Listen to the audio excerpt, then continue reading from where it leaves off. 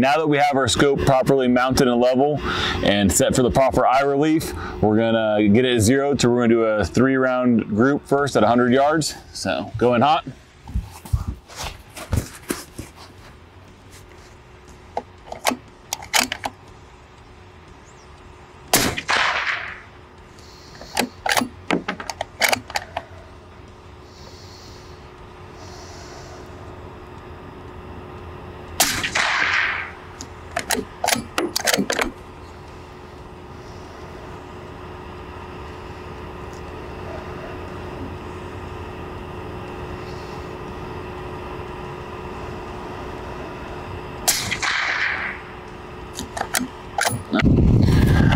All right, we just shot our 3-round group to see where our point of impact was.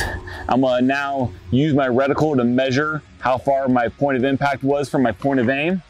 So,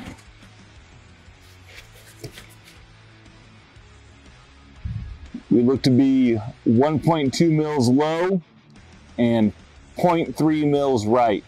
So I'm gonna adjust my windage first, and I wanna push my windage away from me, turning it counterclockwise, 3 clicks to move my point of impact left. 1, 2, 3. And now I'm gonna adjust my elevation. I'm gonna take the supplied 5/64 Allen key,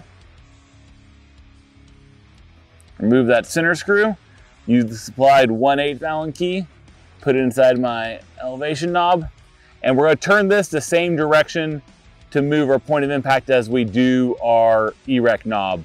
We're gonna turn it counterclockwise to raise your point of impact, turn it clockwise to lower your point of impact. And since I was 1.2 mils low, we're gonna turn it counterclockwise to raise my point of impact.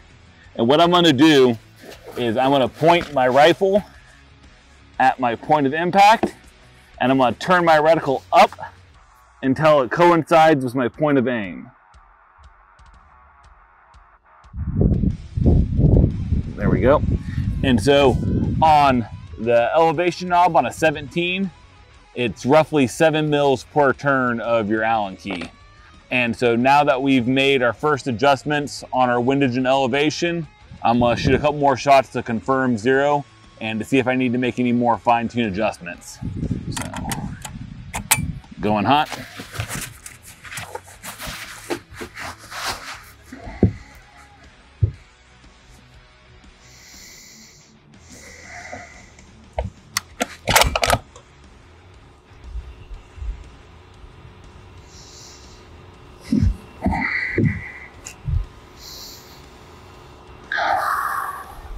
Nice natural point of aim.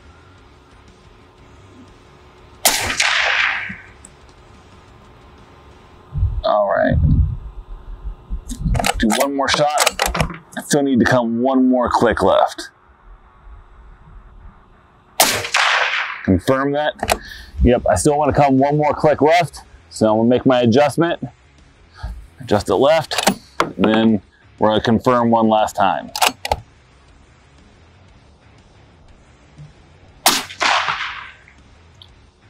All right, we have a nice group now. So now our point of aim and point of impact coincide. I'm gonna put my silver screw back in the top. If while doing this, you wanna make sure that those O-rings don't come out, because that does ensure a waterproof seal. We do supply you with 2 extra O-rings in your toolkit in case you lose one. So, back on. Snug it down. We're gonna float the windage knob to 0. So we're gonna loosen the center screw while holding the knob.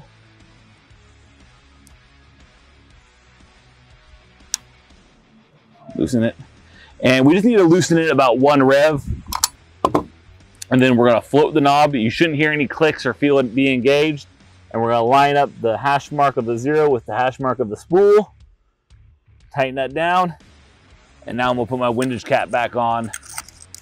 And now our scope, windage and elevation is set. All right, so in the course of zeroing your rifle, if you need to make a finer adjustment than you're able to adjust with your center screw, you can take up a click or 2 out of your knob. If you do that, you're gonna wanna reset your zero stop. So to do that, you're gonna use your supplied 5/64 Allen, hold your knob in place, Loosen those screws. Make sure to retain the screws and the O-rings that go with them.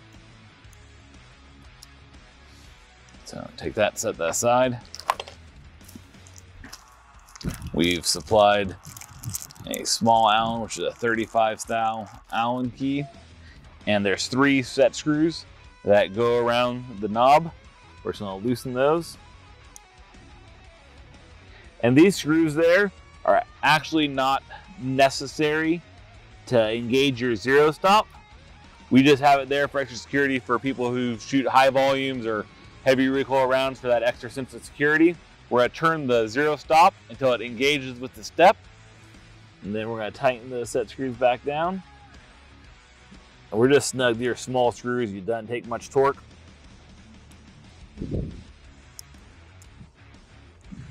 once we've done that, we're gonna put your elevation knob back on.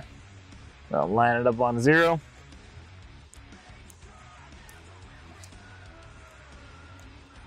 Take your cap, line up the holes,